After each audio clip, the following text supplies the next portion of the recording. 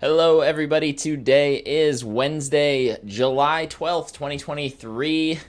You got me today, Lewis, here from Status Coup. We've got a lot to get to today. For those of you just joining, say hello to a couple of you in the comments. Tony D, good to see you. Holly, Freedom House, good to see everybody in the comments already. For those of you just joining, please press the like button to get this out to more folks, because we've got a lot to cover today, including some new reporting that I have just released this afternoon on Status Coup, with the EPA once again contradicting themselves. The air is safe. The air is not safe. The testing devices are good. The testing devices are not good. It depends on who you talk to, when you ask them, which leads us to why the situation in East Palestine with the levels of distrust of these government agencies is so high. Can you blame the folks who live there? I certainly cannot. After we get into that, we're also going to cover a story that just came out from NBC News on East Palestine that also highlights some additional concerns over the air testing that went on there, especially during the early days. Additional independent researchers finding chemicals of concern that, surprisingly, the EPA were not finding. Who would have thought? Especially when, again, as we highlighted back in March, there were all sorts of glaring issues with that testing. Once we get the full update on what is going on in East Palestine, we're going to move on to the Mountain Valley Pipeline. Status Coup has actually done on-the-ground reporting on this with Jordan a couple years back. We've also been on this as recently as last month. We're going to go back and revisit some of an interview that Jordan did with an activist there, a local activist there, talking about, how right now, after Joe Manchin successfully negotiated this into the debt ceiling bill, Biden let him sneak that in there. Now, a court is actually kind of fighting this and preventing it from happening. We'll get into all of the specifics there in just a bit. And then finally, we're going to get into a little bit more craziness here in the state of Texas, where I am located right now. Over the weekend, you might have saw the video we put out of the governor recently signing a bill that, among other things that it does, actually eliminated mandatory water breaks for construction workers in a state where, in the month of July, every day is above 100 degrees. So in addition to that, the governor of Texas, Greg Abbott, has been, doing some questionable things at best along our southern border to help, in quotes, the Border Patrol. The latest one is a contraption that is seemingly a wall in the middle of the water that seems questionable at best to me, and also potentially dangerous when you're adding razor wire into the equation. So we're going to get to all of that and more in this show. So again, for the folks who are just joining us right now, please smash the like button down below to help get this out to more folks. And we will get right into it with the latest story that we just published this afternoon on our Status Coup Substack. That is statuscoup.substack.com if you want to check those out. We'll just show the headline here, and I'll read a little bit, but I'm going to give you the deeper explanation into everything that's going on. So the headline here is, EPA contradicts itself again on East Palestine air contamination 5 months after toxic detonation of vinyl chloride. EPA disagrees that the voluntary indoor air screening was inadequate, a spokesperson told Status Coup months after an EPA official admitting testing equipment wasn't capable of measuring all contamination. Exactly the opposite of what they said before. I'm going to get into some of the specifics here. If you are interested in reading the full article, again, it is available right on our Substack, statuscoup.substack.com. If you've got friends who are more into reading rather than watching a video, that's a good one to send along to them. That's another way that you can help support Status Coup, is by signing up on the Substack for free, or there are paid options as well. So I'm going to get into the specifics of what we outlined in this article here. So it's been obviously 5.5 months since the East Palestine derailment and subsequent very misguided detonation of cancer-causing vinyl chloride in the small village of East Palestine. And at this point, the EPA is more than doubling down, saying that all of the residential indoor air testing that they've done in town is wholly sufficient. I got into this area of questioning again with the EPA based on some new information from residents that I'll get to in just a second. And I asked them, based on this new information that we're about to dive into regarding a potential new pathway to exposure, is there any time frame or any thought being put into revisiting the air testing, air monitoring? And Colin, I don't mean to make you pull it back up again, but there's a quote partway down in the Substack that I'd like to read, which is actually the response from the EPA to me in response to asking about this air testing. And they responded to me saying, quote, "The voluntary air testing screening program was done to provide confidence that no acute hazards using action levels provided by public health agencies were present as the evacuation was being lifted. Through this program, several actions and/or recommendations were made to occupants where elevated results or odors were observed. These actions/recommendations were provided even if the results or orders were clearly not related to the derailment incident.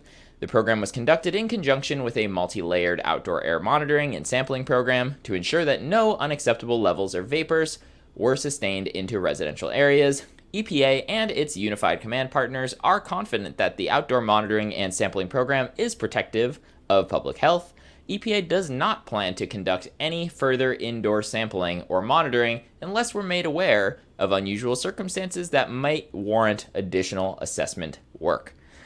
So again, that's the EPA essentially doubling down on something that is basically exactly the opposite of what the EPA, or at least an EPA official who currently is still presently working in East Palestine, said when Mark Durno, again, EPA official working currently in East Palestine, came right out and said that he personally had concerns with at least one element of the residential air testing program, admitting flat out that the photoionization detectors, the handheld detectors that were used in these residential air tests, would not pick up butyl acrylate, which was a chemical of concern during this derailment, wouldn't pick it up unless it was 5 times the action limit, meaning you're being exposed to 5 times higher than what you should be being exposed to for butyl acrylate before the device they were using to clear your home was doing anything for you, which is obviously not good. You're telling people it is safe to go home using these residential air tests, and the device doesn't work. And the EPA, yesterday, that statement came, again, saying that they disagree that the voluntary air screening was inadequate. They think it was fine.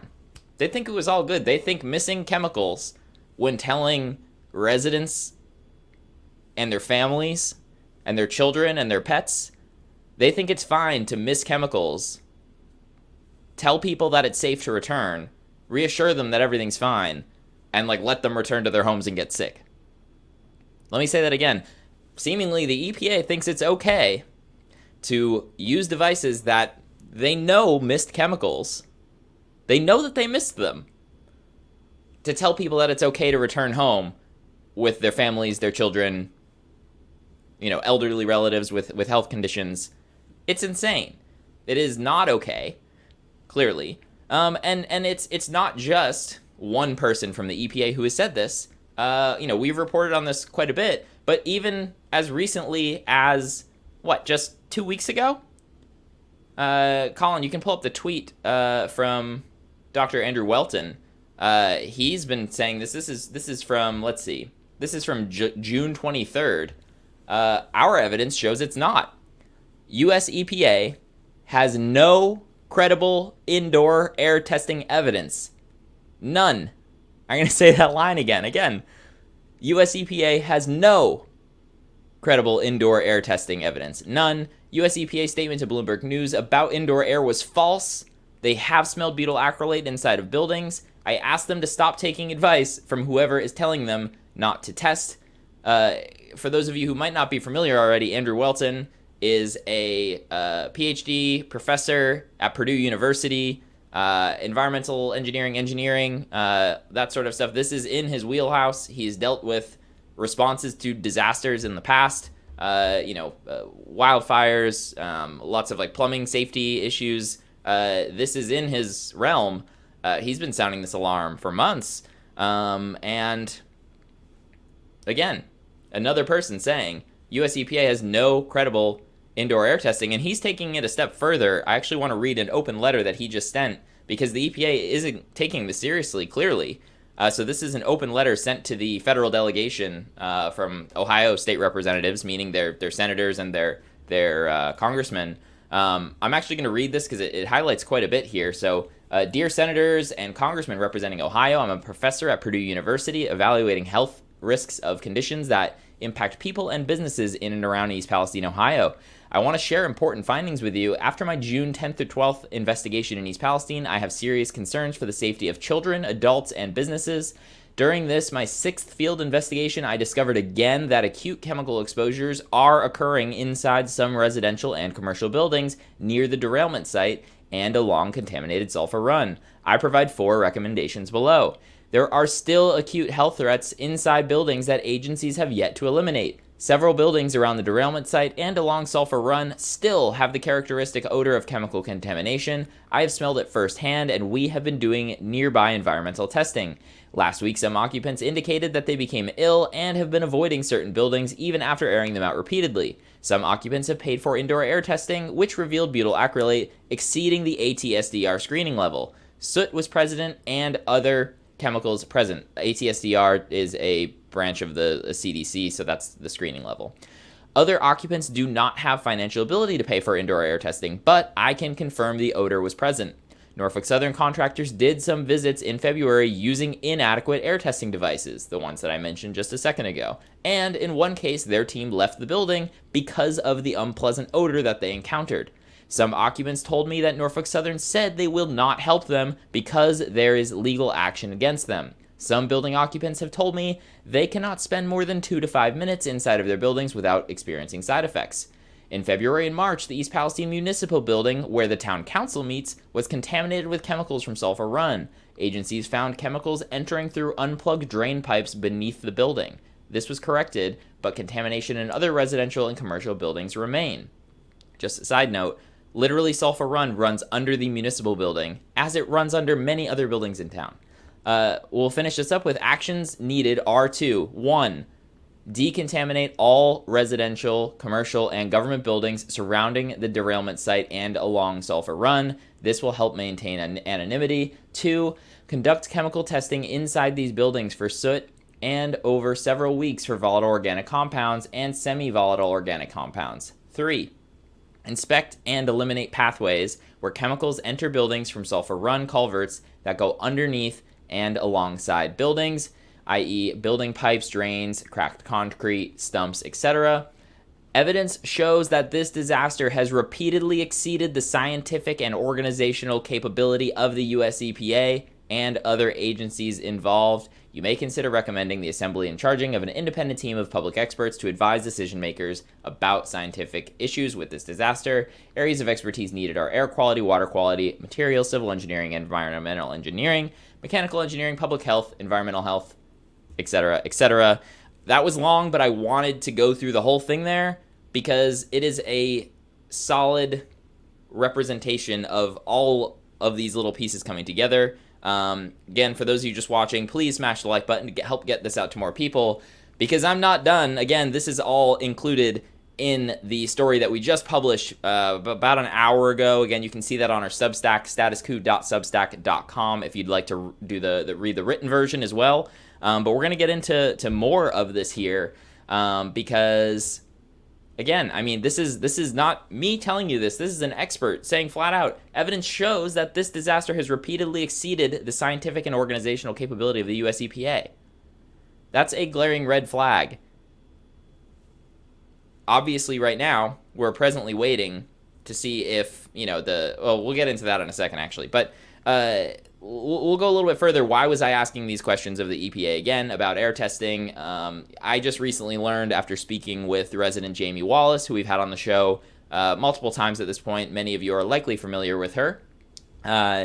Jamie has been trying to get the word out that basements in particular were a potential pathway to exposure for folks. That may sound odd at first, but again, as Dr. Welton mentions in that letter, Sulphur Run runs essentially from the derailment site itself, runs right through the center of East Palestine, weaving through neighborhoods, right through downtown, literally under the municipal building, by restaurants, by the park. This creek was the creek that you all will remember from back in February, seeing videos of people, including myself, probably dumbly, throwing rocks into this creek, watching the plumes of chemicals pop up, on occasion getting a whiff of it and not feeling great after getting a whiff of it, frankly. That is Sulphur Run. If you lived along Sulphur Run, like many people did, including, resident Jamie Wallace that I just mentioned, including resident Chrissy Ferguson, who we've had on the show before, including resident Jordan Tomor, I believe her last name is, that we've had on the show once. These folks, their houses are 20 feet from the creek. In Chrissy's case, it runs under her backyard. Jamie's house, the corner of it's right there. In the springtime, these creeks elevate up and they flood. Weeks after the derailment, in those couple weeks after, snow was melting. There were several big rain events. You may remember a live stream that we did when President Trump showed up into town, and I was absolutely drenched because it was raining so hard. The creek overflowed multiple times, and when that happens, if any of you have lived along a river or a creek before, it's normal for your basement to flood, especially if there are any cracks in your basement, things like that. Jamie was pointing this out back in February. I believe we have a recorded call, Colin, from Jamie with a member of CTEH, who was a contractor by the railroad at the time, that has her, and it's just audio between her and this person where she's highlighting this issue of water in her basement, contaminated water, and the CTEH person actually acknowledging it, saying this is a big deal. Colin, do we have that clip? Get moisture coming down that wall. And then does it pool anywhere? Or it pools a little bit down in this area, you know what I'm saying? Which my bedroom's right here. Which the baby's bedroom. Ours and the baby's bedroom's right there. Okay. It's just nerve-wracking. Oh yeah, I understand that. Because it will, a good rain and it'll get nasty down here. Yeah. Everything will get soaked. Yeah. That's why we have everything in totes. Because we're just so used to it. And shit we don't care about, obviously. Yeah. But we just don't feel right. It doesn't seem right. Yeah. Well, you're right in that your unique situation with stream water coming right here that we can all see. Right. Is an exposure pathway that's what we're one of concerned it is are the kids going to touch it? Right. What does that do? Well, she's really not. I'm not going to lie. My baby don't come in the basement. I can't believe she's standing here right now. Look at the spider webs, baby. Run. You know what I mean? Yeah. But I'm saying you don't know. What if we're in bed? There ain't no gate or anything. Right. And she comes down here like. I just, That is like I said, it's just in the fumes. Like, how do we monitor it? Rains come and the chemicals start washing up and getting warm again. Then we're coming there. And we're just running. I'll tell you a good answer. So that, again, was resident Jamie Wallace and her husband speaking with a toxicologist from CTEH. CTEH, we did a lot of reporting on early, is the very questionable, kind of controversial contractor that had been hired by Norfolk Southern to assist in air quotes, with some of these air tests and whatnot. CTEH has a questionable history. They're generally called in by corporations who've made a big mess to come in and make the mess go away, to put it the short version. So yeah, that is the CTEH person. I know it was a little bit hard to hear, but at one point he just says, "You're right. This is clearly a unique situation where you have stream water literally in your basement that we can see right here," is roughly what he said.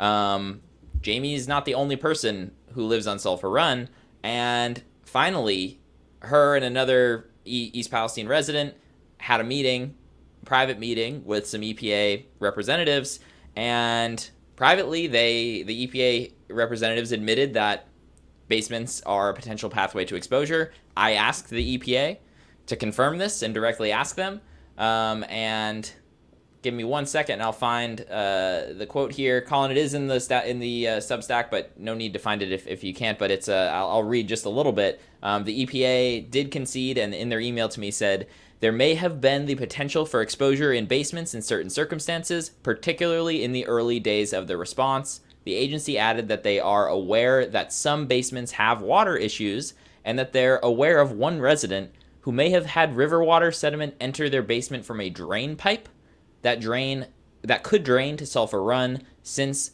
the derailment incident occurred.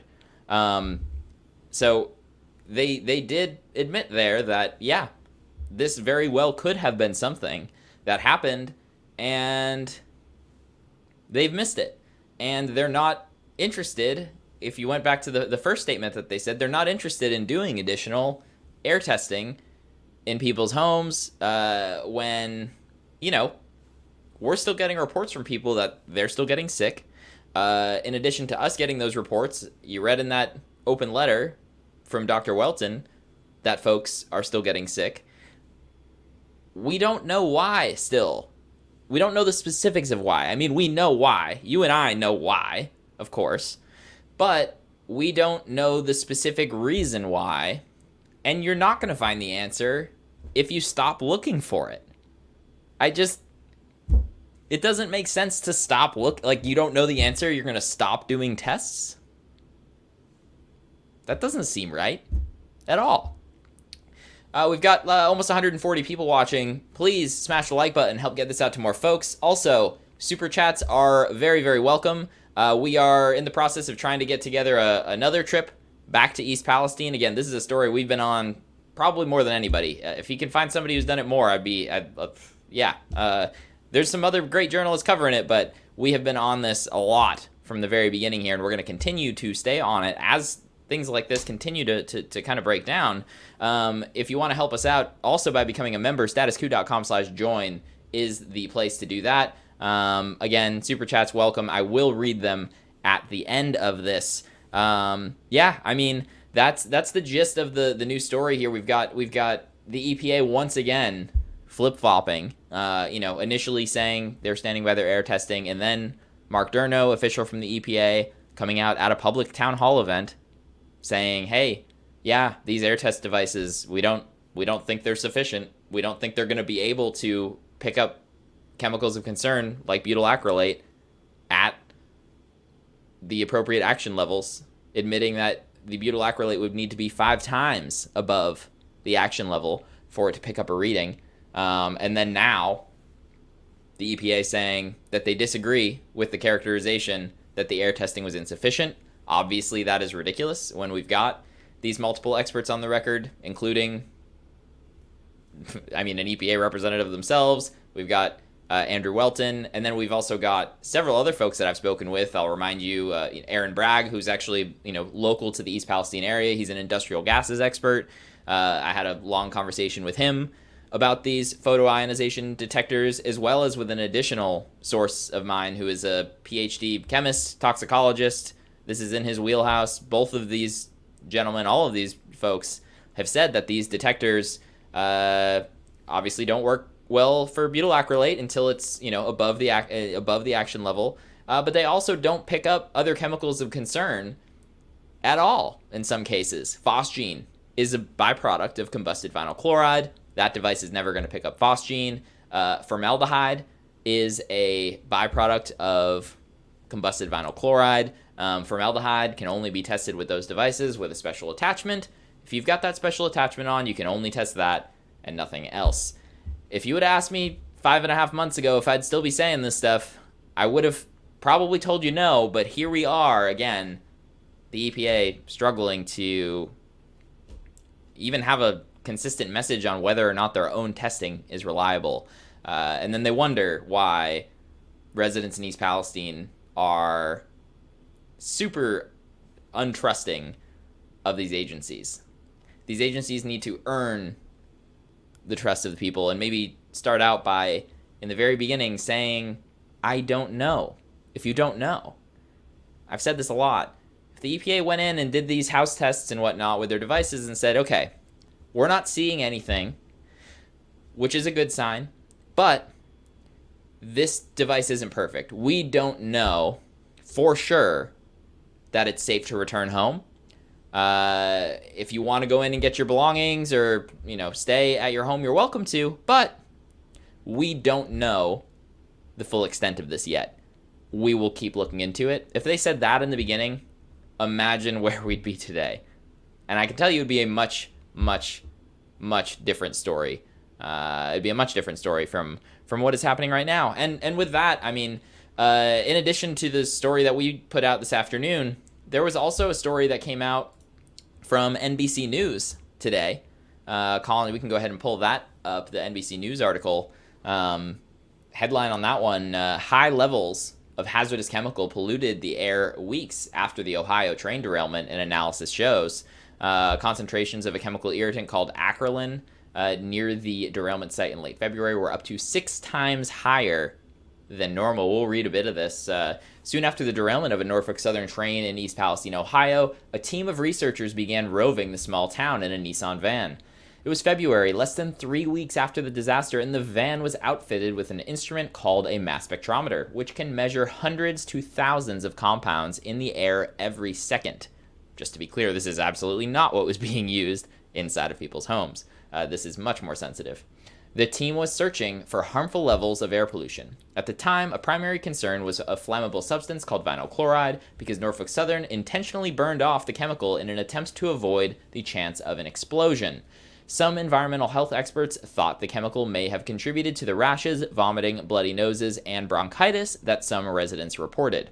But a new study from the team behind the research van, a group of scientists at Carnegie Mellon and Texas A&M University, raised a flag about a different substance. According to the study, levels of a chemical irritant called acrolein detected near the derailment site on February 20th and 21st were up to 6 times higher than normal levels recorded before the disaster. But local and federal officials had told residents it was safe to return home on February 8th. That would be the EPA, among others, telling folks that it was safe to return home, that the air quality was safe on February 8th. The test results were released earlier this year, but published for the first time Wednesday in the journal Environmental Science and Technology Letters. Longer-term exposure to concentrations of acrolein at the detected levels may be a health concern, the researchers wrote. Low levels of exposures to acrolein are associated with slow breathing and burning in the nose and throat. Studies in animals have found that long-term exposure can result in damage to the lining of the lungs, abnormal lesions, or nasal tumors. The acrolein was a little bit surprising, said Alberto Presto, an associate research professor in mechanical engineering at Carnegie Mellon, who conducted the research. That's because acrolein wasn't among the chemicals that spilled or burned after the train jumped the tracks. The researchers aren't sure why it was present, though it could have been a byproduct or a mixture of other chemicals that were released. The levels of vinyl chloride that were detected, meanwhile, were below the Environmental Protection Agency's threshold for long-term risks. There's more to this article as well. I'm going to get into a couple of things that stand out to me here. It does get into, eventually, residents who are still dealing with health concerns, including Ashley McCollum, who we've spoken with on the show many times before. But the things that stood out to me, number one, they're mentioning acrolein, and I may be getting the name slightly wrong. Apologies if that's true. Acrolein wasn't necessarily involved directly in the derailment. It wasn't like a car was carrying acrolein in it, but they mentioned this is a mixture of multiple chemicals. This was not just vinyl chloride on this train. You've got a laundry list of chemicals that I can pronounce for you or try to pronounce for you, but it's not worth doing. We're talking 5, 6, 7 different kinds of chemicals, butyl acrylate, benzene residue cars that may have had actual benzene in them, levels we don't know, that were all essentially pulled together and set on fire. We don't do studies ordinarily on like mixing these things together and then setting them on fire and seeing what they create. They're saying they weren't finding high levels of vinyl chloride in the air. That makes a lot of sense to me. With the experts that I've spoken to on this whole issue, once you're setting this stuff on fire, it's going to change. When you combust vinyl chloride, it doesn't just stay as like an air version of vinyl chloride. It turns into formaldehydes. It turns into phosgene, Yes, the World War I gas phosgene. It turns into hydrogen chloride. It turns into dioxins. It turns into all sorts of different things.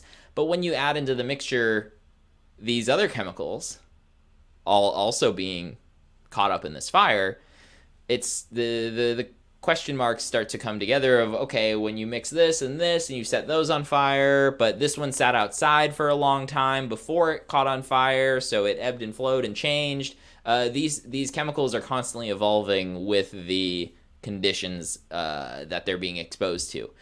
So it's definitely another concern. Again, these are researchers from Carnegie Mellon and Texas A&M University. It's not like some random, independent tester from a place that we've never heard about. Now in this list of like very, very highly esteemed independent testers, we've got Carnegie Mellon University, Texas A&M University, Purdue University. There are others that I'm missing right now, but it's not just residents making these complaints. It's not just me. It's not just other media organizations. It's some of the best institutions in our country who study this sort of thing. But meanwhile, again, to tie it back to what we started this on, the EPA stands by their air testing that clearly was insufficient. There's no ifs, ands, or buts about it. Yeah. We're going to continue to stay on East Palestine. I do want to get onto our other two topics here today. But again, if you want to support the kind of on-the-ground journalism we've done in East Palestine and continued investigative journalism that we're kind of putting into this, membership is the best way to do it. StatusCoup.com/join. Literally $5 a month. It makes a huge difference for us to be able to do it. I see actually Jamie here in the comments as well. Jamie, Amen, Unity Council for EP Train Derailment. Unity Council has been doing a great job at getting the message out. They're a group of local residents who've been doing this. Thanks for watching, Jamie. But yeah, I mean, we want to continue to tell some of these stories, whether it's East Palestine, whether it's getting Jordan back to Flint and Kalamazoo again, whether it's getting Tina back to Atlanta, whether it's, John at another UPS rally or a potential strike coming up soon. The way that we're able to get folks on the ground is literally from, it's people powered. It's folks like you chipping in a couple bucks. StatusCoup.com/join. Also, super chats, very much welcome. But we are now going to shift gears into the latest on the Mountain Valley Pipeline that will cut across West Virginia as well as Virginia. To get this segment started, we're going to take a little bit of a look back from an interview that Jordan did just about a month ago. We'll play that, and we'll talk about it on the other side.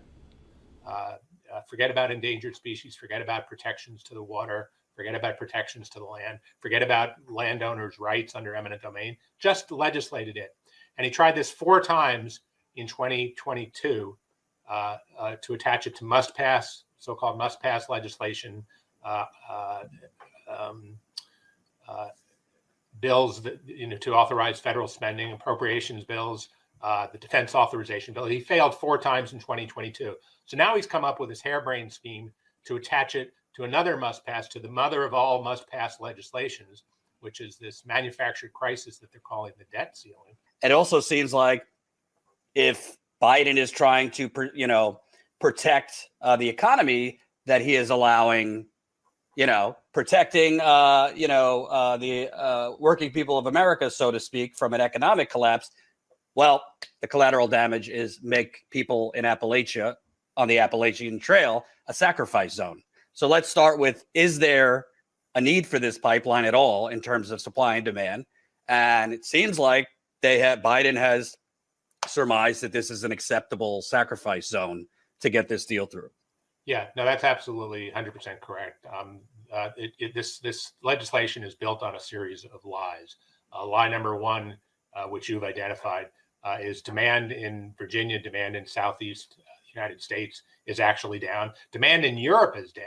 I mean, they're demagoguing on this, saying the war in Ukraine requires that we build natural gas pipelines to save Europe and meet their demand. Well, demand in Europe is down, and that's a whole separate discussion. But the idea that the solution to Russian aggression and Russian blackmail on fossil fuel supplies is to make us more reliant on fossil fuels is just absolutely absurd.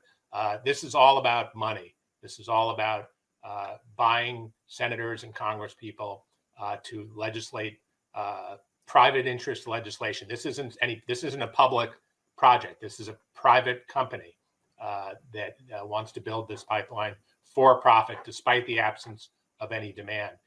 The demand that they demonstrated in order to get this approved by the Federal Energy Regulatory Commission, which they're required to do, was based on contracts with their subsidiaries, not with other companies, not with other customers. They agreed to sell the gas to themselves. And the way the rules work with FERC is that you get a 14% return on your investment in the pipeline. So before you pump a drop of natural gas, you're already making a 14% profit for your shareholders, for Wall Street. So it's all about building it, regardless of demand. And by the way, Virginia passed the Virginia Clean Economy Act a couple of years back, which requires the transition to clean energy. This becomes a stranded asset. I mean, this goes in the ground. This pipeline they want to operate for 40 or 50 years. It's a stranded asset within 5 or 10 years, and it's certainly not necessary now. So this legislation is built on the lie that there's a demand for this. It's also built on the lie that the company and Joe Manchin keep repeating that it's, quote, 94% complete, which is just pure fiction by the company's own reports. They have to file weekly reports with FERC in which they say that it's 55.8% complete to restoration. They ignore pieces of what constitutes complete and focus on pipe in the ground and say, well, it's more than 90% complete. That's like saying that you put the frame up to your house and you have no roof and you have no walls and you have no electric and plumbing, but it's almost done. Right. If I had a contractor like that, I'd fire that contractor. And that's exactly what Congress should do is fire Mountain Valley Pipeline.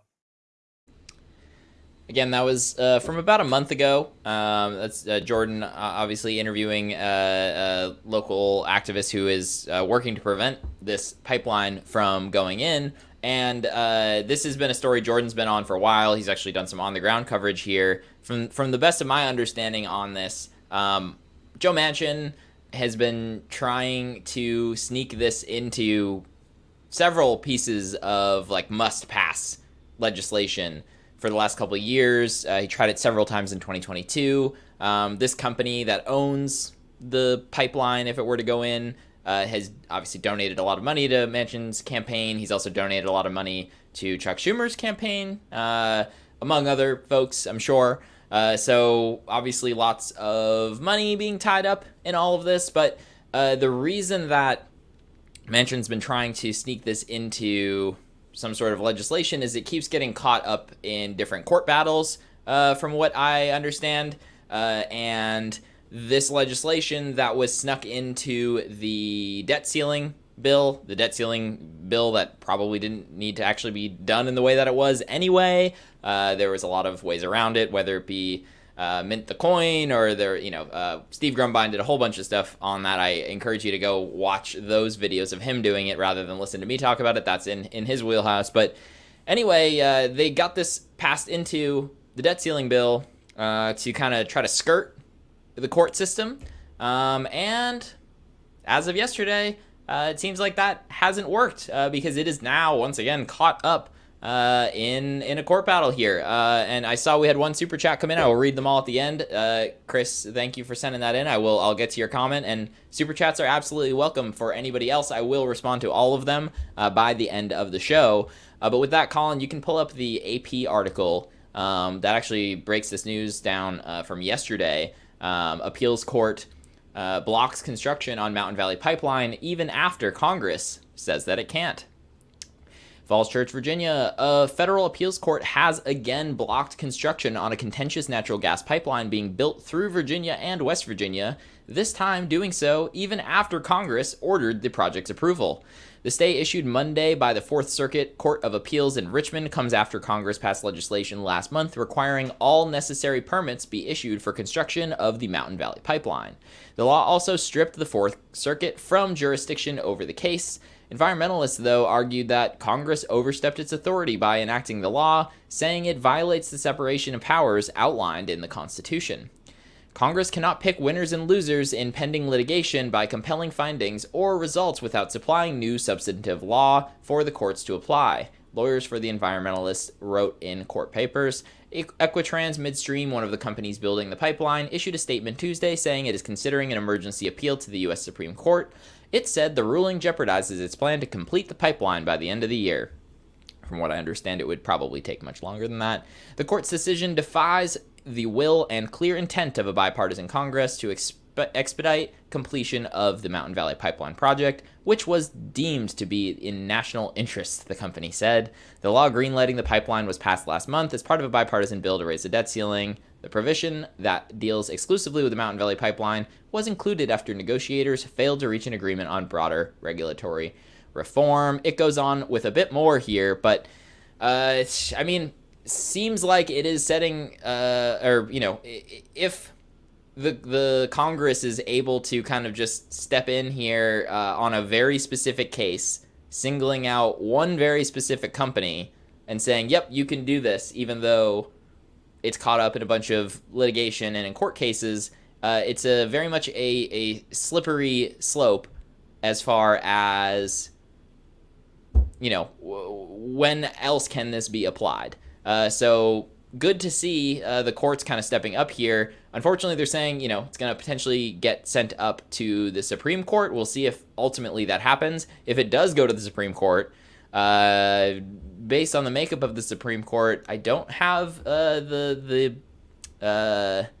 most faith that it will necessarily go in the favor of the people in West Virginia and Virginia who don't want to see this happen. Something tells me that the folks who are donating lots of money to political campaigns are, the oil and gas folks are probably going to have a better chance in the Supreme Court. I hope that's not the case, but just wanted to give a little bit of an update on what is going on there, as that is a story that, again, Status Coup has literally covered on the ground in Virginia and in West Virginia.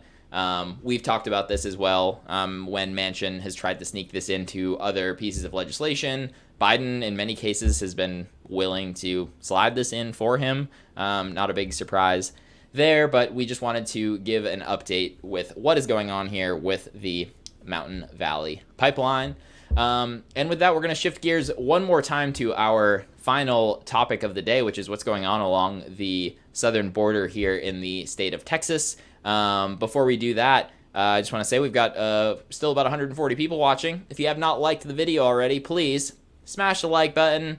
It's an easy way to helps get this out to more folks. We would really appreciate it. Also, if this is your first time seeing us, please hit the subscribe button as well. It helps. You'll get notifications if you click the bell as well when we go live, when we post new videos.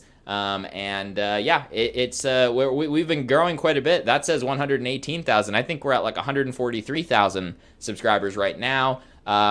We'd love to get up to 145 soon. So, thank you for doing that. But without further ado, the great state of Texas, where both Colin and I find ourselves living, is got some more craziness going on along the border at the hands of Governor Greg Abbott, where presently we have some very questionable water border walls popping up. I don't know how else to describe them.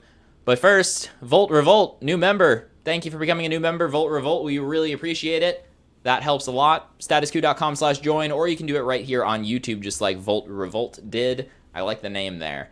So we can start off with, Colin, I believe we got a couple videos of this very bizarre water structure barrier that Governor Greg Abbott's come up with here. Let's take a look.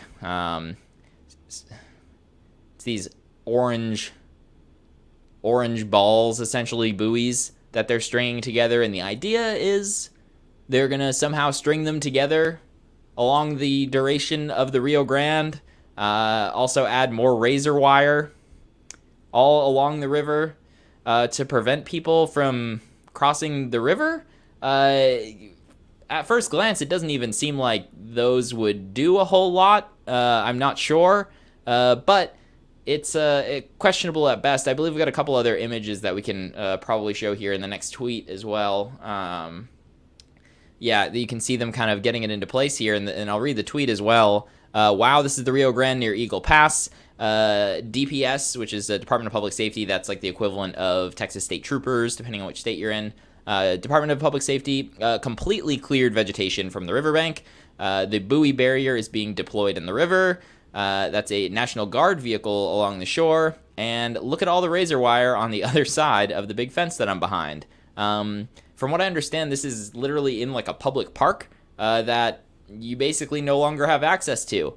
It's, again, all the vegetation ripped off along the side of the riverbank. If anyone pays attention to issues with rivers and erosion, if you remove the trees, the brush, the grass from that, the next time it rains, the next time the water gets a little bit higher, say goodbye to your riverbank. Literally like losing land of the United States into the Rio Grande River doesn't seem like a great strategy from a environmental standpoint, obviously, but also from the interest of making sure that we're not causing additional human suffering, as in addition to those weird buoy lines that they're trying to construct. This has just been in the last couple days that Governor Abbott has been issuing this to make it a reality.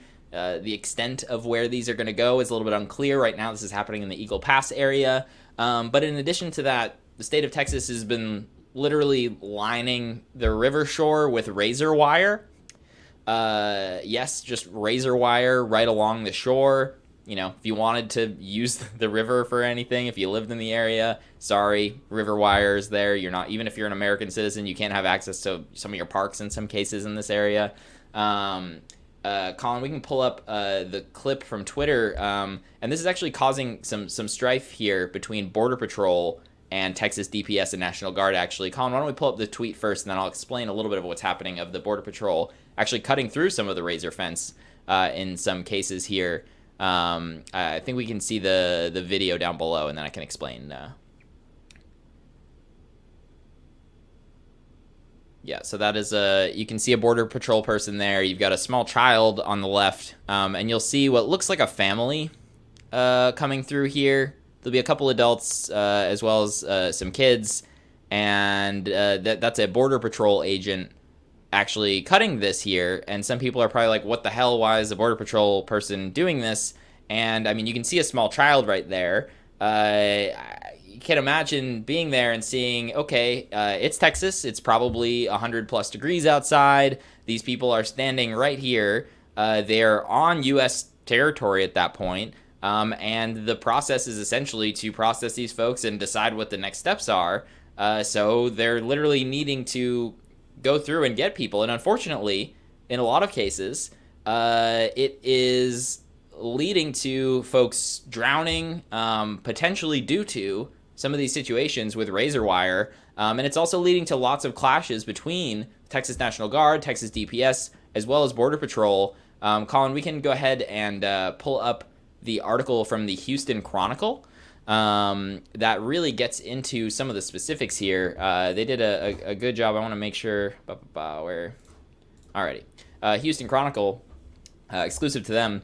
Razor wire along the Rio Grande is blocking border agents from reaching at-risk migrants. Eagle Pass razor wire put up by the state of Texas along the Rio Grande is blocking Border Patrol agents from reaching at-risk migrants, including families with infants and unaccompanied children, and increasing the risk of drownings, according to a Customs and Border Patrol document obtained by Hearst newspapers. The warning is a new sign of escalating tensions between state and federal officials over Governor Greg Abbott's border security program, Operation Lone Star, and it comes as the governor is putting a wall of buoys in the river despite concerns from immigration advocates that it will further endanger migrants. Currently, there is no path forward if DPS continues to deploy the concertina wire, says the document, which is dated June 26th and appears to be out of the agency's Eagle Pass station. The state has strung wire along much of the Rio Grande near Eagle Pass, a section of the border that has seen a surge of Venezuelan and Cuban migrants over the past year. It has gone across gates that Border Patrol uses to quickly reach the river, according to the document. The wire is preventing agents from getting to asylum seekers, some of whom have said they have been stuck in the river for hours and days, exposed to the elements with little to no help from the Texas Department of Public Safety.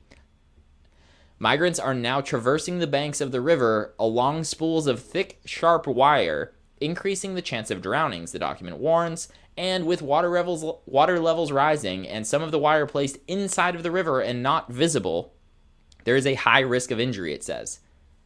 The document was dated just days before 4 migrants, including an infant, drowned in the Rio Grande near Eagle Pass. Officials have not said the wire played a role in the drownings. A Texas DPS spokesman has said the migrants were found floating along the river by state officials on July 1st. The Texas Department of Public Safety, meanwhile, has effectively shut down key designated areas that CBP identified as staging points to get asylum seekers out of the elements, including extreme heat, and process and transport them to detention centers.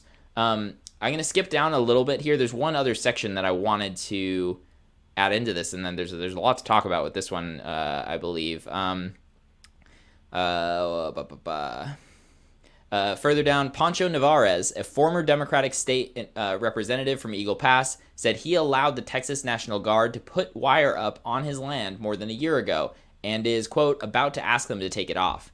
Nevarez said soon after the wire went up, he found a 17-year-old pregnant girl who had made it through to his land, barefoot and crying, carrying a 3-year-old child. Right off the bat, we saw how ineffective it was, Nevarez, a former chairman of the House Homeland Security and Public Safety Committee, said. Nevarez said the video of the Border Patrol agent cutting the wire illustrates what federal agents are now facing. Obviously, that's frankly some horrific shit. I don't even really care what your stance on immigration and the border is. I would hope that no one wants to see pregnant women climbing through razor wire, seemingly families drowning as a result of our failed immigration policies. There's a lot of people to blame for this. Obviously, like the most major one right now, the one making poor decisions that are leading to this is Governor Abbott, but President Biden, President Trump, President Obama are also to blame. People will every once in a while talk about, hey, we need some sort of immigration reform, yada, yada, yada. We need to do this. We need to do that. And, I mean, I'm 29, and since I started, I've been paying attention to politics for at least a decade, and I don't remember anyone ever having, like, a real comprehensive plan that actually addresses everything. Some Trump people will be like, oh, Trump had an immigration plan, blah, blah, blah, blah, blah. Okay, building the wall is one thing, right? That's not a comprehensive plan of what you do with people who are here, with people who want to come, with what to do with asylum seekers. Everybody is complicit in this. I cover this in the wintertime a little bit too, when instead of, honestly, like dying of heat exhaustion, people were freezing on the southern border as they were all lined up. Now it's the opposite, and now we're adding razor wire to the equation and essentially trying to make people go through like a death obstacle course to get across. Like, it gives you an idea of the conditions that many of these people are trying to escape. Many of these people are going to be valid asylum seekers, right? I agree with some folks on the right who are saying we need to have, we need to know who's coming in, right? I agree with you. The way to do that isn't by blocking off the staging points that Customs and Border Patrol have set up for people, right? Is it a perfect system? I don't think anyone should have to walk across a fucking river to try to like get their asylum status figured out, right? But by putting up razor wire, you are not going to stop people from who've risked everything. In many cases, imagine you're in, Venezuela or something. You probably used all of the resources that you had to get yourself and your family from there to the border. or from El Salvador, or from wherever it may be. You've risked everything. You're gonna try to get in, no matter what. We are setting this situation up for people to get hurt, for people to die, because we can't get organized and have a clear and effective system of what to do. If the answer is we're not gonna, we want to let less people in, let's make that be abundantly clear well in advance, broadcast out to these places so that they do not risk everything to come if you're going to make it an impenetrable way to get in. If we want to make it so that, the point I'm trying to make is when the situation is as unclear as it is right now, people are going to try to come and they will do whatever they can to get in. Putting up razor wire is going to make the situation dangerous and is going to cause additional human suffering than is already happening. It's irresponsible. It's not a real policy solution. Frankly, the governor of a state shouldn't be enforcing federal borders. That's not generally how this works. There's obviously strife between the multiple agencies here. Not a great solution. But frankly, President Biden needs to step up on this and do something. There is absolutely a crisis on the border. Democrats, in a lot of cases, pretend that there is not. There is a crisis on the border. It is not necessarily the same crisis that you hear from on the right, but ignoring it and doing nothing about it is wrong. Someone in the comments just said is unnecessary and cruel. I agree.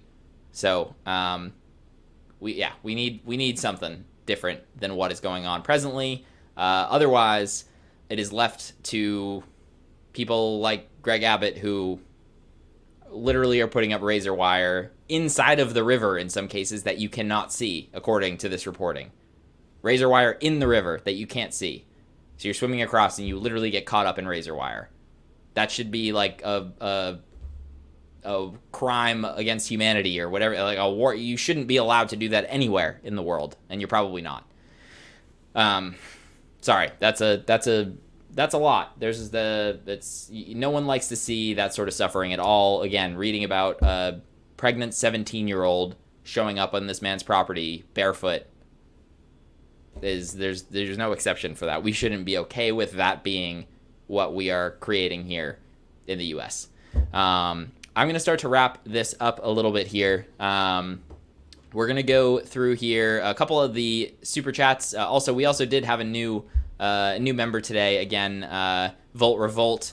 Thank you so much, Volt Revolt, for that new membership. If folks want to become a member, statuscoup.com/join is the best place to do so. You can also do it right here on YouTube as well, though, just like Volt Revolt did. Again, if you want more like the first half of the show when I was going through all of the updates in East Palestine, frankly, the only way we've been able to get these contacts and be able to continue to get all this information is because I've been to East Palestine for, I've been 3 times. I've spent over 3 weeks there. That is how we can continue to push investigative stories. That's the only reason why Jordan has been able to push investigative stories in Flint and Kalamazoo, is by putting boots on the ground. It's the only reason why Tina is able to get the great interviews that she got on her second trip back to Atlanta covering the developments with Cop City. It's by actually getting out on the ground. Status Coup does that. A lot of other folks do not. A lot of other folks do what I'm doing right now and sit in a studio and, they like to blab and talk about what's going on, and they never actually go out and see the real lived experience on the ground in these places across the United States of what real Americans are feeling. So Volt Revolt, thanks for becoming a new member. Chris Garrett, I wish I caught your Vermont floods coverage live. I recognize many of those places, especially Ludlow. Nice to hear that you have some Wombat ties. Kudos. Chris Garrett, $5. Thanks so much, Chris. Yeah, seeing some of that the floods and whatnot in Vermont is hard for me to look at in a lot of cases. I actually I mentioned in the video I have friends close by, and I realized I've an uncle actually lives now in Montpelier. He lived in Burlington before. He runs a small pizza shop in Montpelier. Sounds like the shop is actually okay. The water seemingly came right up. I haven't confirmed directly with him, but another family member said so. I know they're okay. But yeah, Montpelier is where we saw those images of the water. That's the state capital of Vermont. Water right up to into a lot of buildings, cars, floating down the street. Scary situation there. Ludlow, Vermont had 8 inches of rain. 8 inches is insane. And frankly, there's nothing normal about it. I said it in the video, but that's a lot of rain. It's not the highest that many of these rivers have gotten. There was a massive storm in November of 1927, I believe it was, from most likely like a hurricane type storm that elevated the river waters quite a bit. This is the second highest crest of the Winooski River, probably going to be similar for other rivers in the area. And all the other high crests happened in the springtime when there's snow melt or in hurricane season. Never in the middle of freaking July. The amount of rain that they're getting in the middle of July right now is absolutely unheard of. The closest river crests in July were half of what they are right now. So, we're seeing all sorts of stuff across the country with this, climate change absolutely playing a role here. It seems, at least, we've got heat waves across the country. You've got the massive fires in Canada. There is also big floods in Europe, all sorts of crazy stuff going on. And unfortunately, it seems like it's becoming more and more common. So thanks, Chris, again, for the $5 there. We also have Caitlin, $5. I think we should make a coalition like the moral majority. Have to gain political sway, left or right. We are all being taken advantage of by big money. Caitlin, agree with you wholeheartedly there. I often talk about a conversation that I had in East Palestine on my first trip there when I was with John Farina. And we were sitting at the Roadhouse, the bar in East Palestine, the bar restaurant there. And we were sitting with a couple folks some of whom we'd already met in town, and others were folks we were just meeting for the first time. And had a conversation with somebody who, we were talking politics, and East Palestine, generally speaking, is a more right-leaning town.